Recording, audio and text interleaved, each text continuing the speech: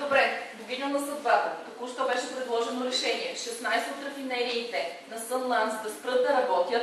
Нямаме никакви промени в Зеландия. Те продължават да произвеждат това, което и до сега. Смятате ли, че спирането на 16 рафинерии, моля изправете се, смятате ли, че спирането на 16 рафинерии на територията на Sunlands ще спре динамното затопляне? Искам да питам колко рафинерии има? Ами 21. Може би. Да, ще разберем.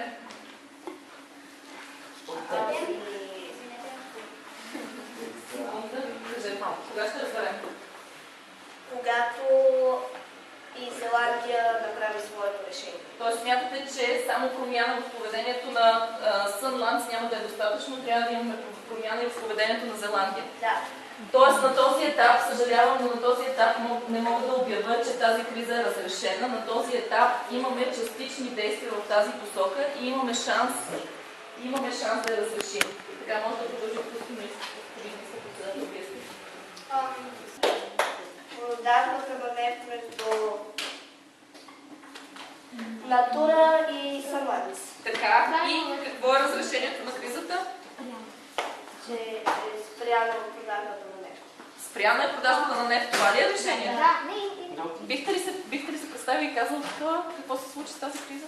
аз съм господин Павлов, премиер на Натура и наистина спряхме търговията на нефт с Sunlands. Така. Но също така сме спряли нефта и в другите държави. Изобщо няма нефт в Зеландия, в Sunlands и при нас. Сериозно? Да. Няма Направихме държава, която няма никакъв нефт. Напротив,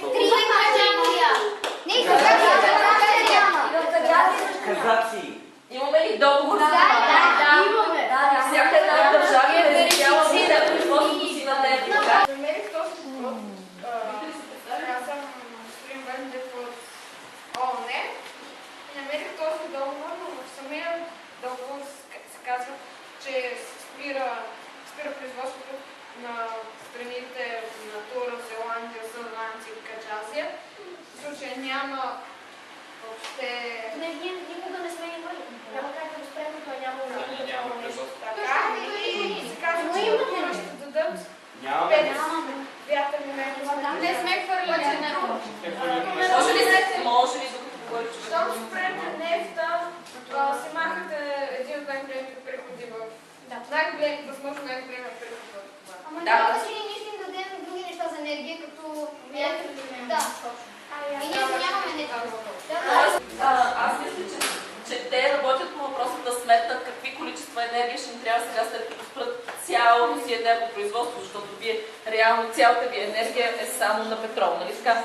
Заповядайте, господин финансов. Реално Аз се съм запазват министър на Сънлен и съм изчислили, че тъй като нашата държава е слънчева, ще можем да използваме слънчевите централи. Тоест, заповядайте, господин министър-председател, вие сте първи. Тура.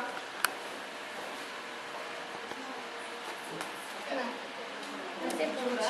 Айде пак. Тура. Не. Не се получи. Добре. Кой ще каже второ? Добре, кажете. Тура. Тура. Тура, добре, имаме 1-1. Сега трети път. Искате ли вие? Спасението на Кажете. живота. Тура. Тура.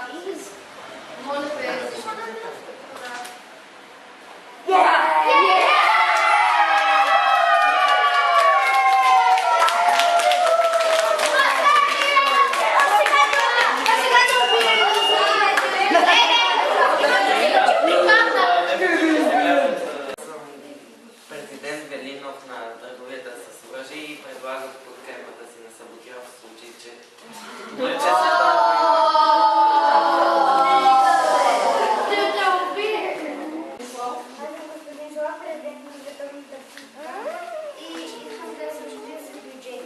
Заповядайте. Зеландия започна с 3 милиарда и сега е 28 милиарда 358 милиона 725 хиляди. Чудесно, значи сладоление на плюс, така ли? Пляскане за тях.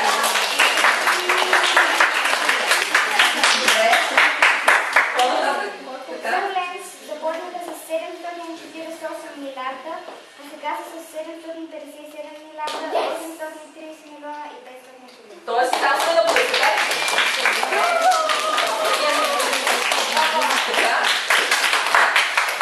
Зеландия започнаха с 998 милиарда, а сега с 998 милиарда 705 милиона. Тоест, пак сме на път, така ли?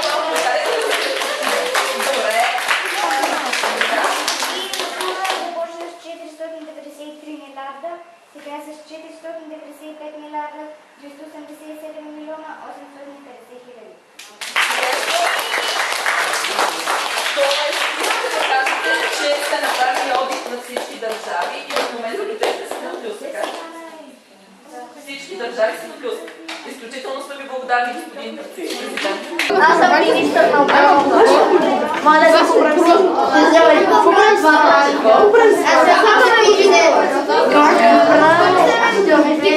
Държавен секретар, който имате, има грешки.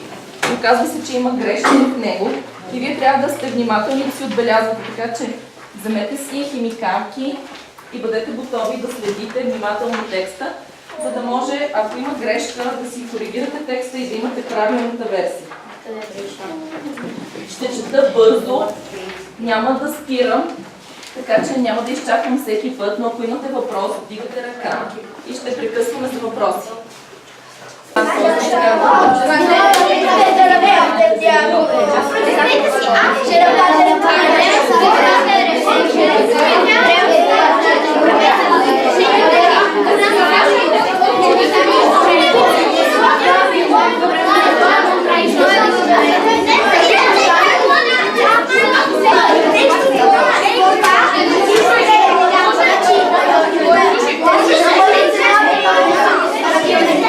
Втори игрови ден сме и сега е ред на Green Nature с техните декларации. Заповядайте, госпожица министър-председател.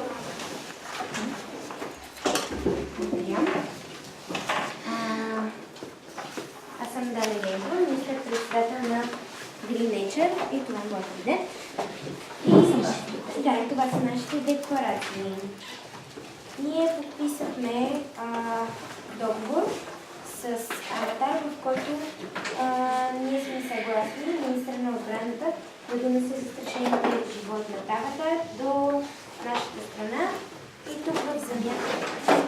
И тук пише в замяна, Аватар ще ни даде 20 милиона и 50% от нефта, който ще се добие от този. Така, този договор верифициран ли е? Да? Да. Има верифициране. Добре, а ратифициран ли е от ООН? Да. Така, а вие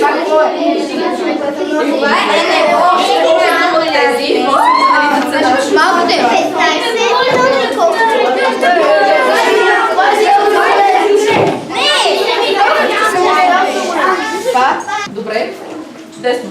Господин министър-председател, вие сте, заповядайте. Аз съм министър-председател на държавата Българите и да ползвам дипломатично положение. Вие нямате никакви декларации, така ли? В третия ден нямате никакви декларации. Нямаме. Това означава ли, че сте разрешили всички кризи, които са свързани с вас?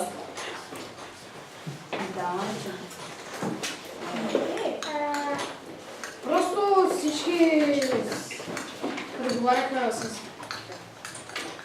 Нямате декларации към момента. Добре.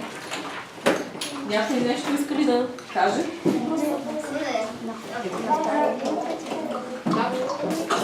Искам да питам, защо имате още кризи, свързани към вас, тогава защо не сте опитали поне да помислите и да кажете нещо на този ход?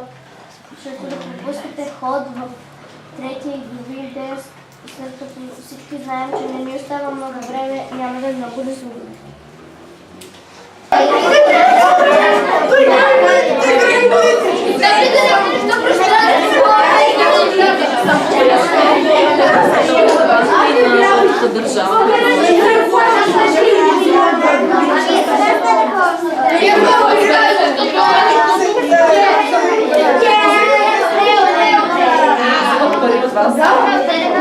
Ами обявете декларациите.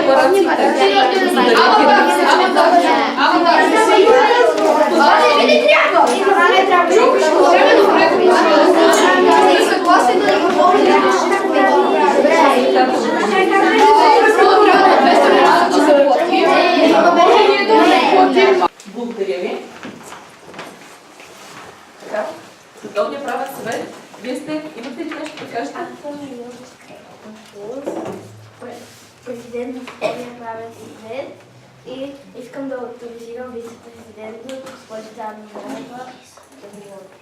Здравей, аз съм Анна Милева, вице-президент на Съдебния правен съвет. И ние, като днес, до 6 ден, започваме доста договори, сме направили доста договори. И сега пишем един най-големия ни договор с UIS, боговете, Двелинича и Аватар. И дано да го свършим или да, свършене.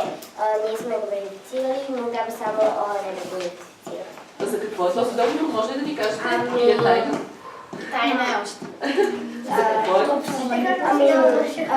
Всяко пише така, че не давам думата на Договор е въпрос на това, че под водата има едно съкровище с застрашени видове и всички държави решиха да го превърнат в резерват за почти изчезналите видове под водата. Звучи като страхотна идея. Много поздравявам ви за това, че работите по този въпрос и че толкова добре се справяте за момента. Никой няма да избие животните, които са се населили там, за да спечелят, за да вземат съкровището. Аз авторизирам министъра на отбраната на Аватар. Аз мисля и официално казвам, че ако някои от държавите, след като всички са подписали този договор, сме да открадне някоя част от съкровището, глобата е 200 милиарда.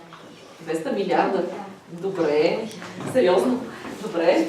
Нещо още имате ли да кажете? Да, защото тя е толкова скъпа, разбира се, защото всеки живот е безценен и мисля, че всеки тук го знае. И освен това не е само едно животинче.